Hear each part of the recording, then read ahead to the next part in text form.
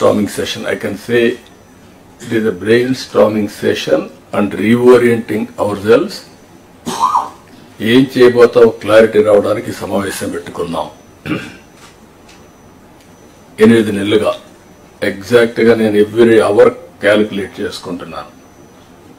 By tomorrow 12వ తారీఖు నేను ప్రమాణ స్వీకారం చేసి 8 months అవుతుంది. కొత్త గవర్నమెంట్ వచ్చి 8 months అవుతుంది. ఇచ్చిన తీర్పు కూడా మీరు చూస్తే ఒక హిస్టారికల్ మ్యాండేట్ ఇచ్చారు. ఇటీవల కాలంలో ఎప్పుడు కూడా ఇలాంటి మ్యాండేట్ రాలేదు. 93% స్ట్రైక్ రేట్. 93% స్ట్రైక్ రేట్ వచ్చిందంటే ఇక్కడుండే all of us including secretaries గడిచిన 5 సంవత్సరాల పరిపాలన ప్రజలు యాక్సెప్ట్ చేయలేదు.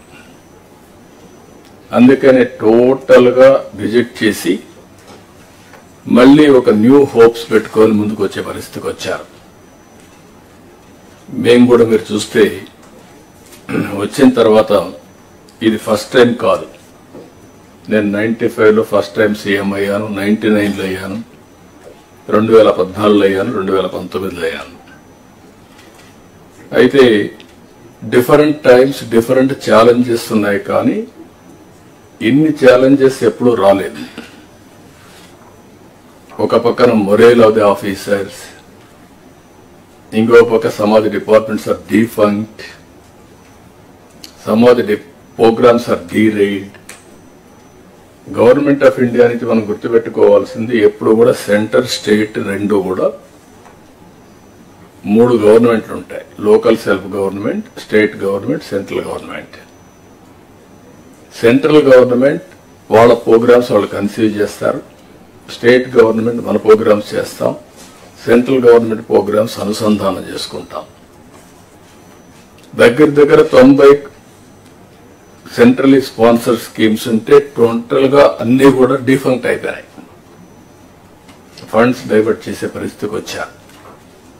వీటన్నింటిపైన మనం ఒక 7 వైట్ పేపర్స్ అన్ని పబ్లిసైజ్ చేశాం. పబ్లిక్ కూడా మనం గుర్తుపెట్టుకోవాల్సింది, ఒకసారి పనిష్ చేశాం, మీరు వచ్చారు, మొత్తం సరిచేస్తారనే ఉద్దేశంతో మీకు మ్యాండేట్ ఇచ్చామనే అభిప్రాయంతో ఉంటారు. అది ఉన్నప్పుడు మనం ఎక్స్ట్రా ఎఫర్ట్స్ పెట్టాల్సిన బాధ్యత మనందరిపైన ఉంది. అందుకే మనం 8 months నుంచి దగ్గర almost all central sponsor schemes అని సెట్ చేశాం. ఇంకొక పక్కన అడ్మినిస్ట్రేషన్ కూడా ట్రాక్ లో పెట్టడానికి ప్రయత్నం చేశాం. రైట్ మ్యాన్ ని రైట్ పొజిషన్ లో పెట్టే ప్రయత్నం కూడా చేస్తున్నాం. కలెక్టర్స్ కాన్ఫరెన్స్ పెట్టుకొని చాలా క్లారిటీ ఇచ్చాం. ఈ రోజు మనం ఇవి చేస్తూనే షార్ట్ టర్మ్ లో ఏం చేయాలని అవన్నీ కూడా సెట్ చేసి లాంగ్ టర్మ్ 2047 స్వర్ణ ఆంధ్రప్రదేశ్ కూడా డాక్యుమెంట్ తయారు చేశాం మీ అందరి భాగస్వామ్యంతో. Viksit Bharat government of India తయారు చేశారు, మనం స్వర్ణ ఆంధ్రప్రదేశ్ తయారు చేశాం. వికసిత్ భారత్ లో చాలా స్పష్టంగా ఏమేం చేయబోతాం వాళ్ళు చెప్పారు. మనం స్వర్ణ ఆంధ్రప్రదేశ్ లో మనం క్లారిటీ ఇచ్చాం. అయితే ఇక్కడ మనందరం గుర్తుపెట్టుకోవాల్సింది, ఈ రిసోర్స్ అని మొబిలైజ్ చేసి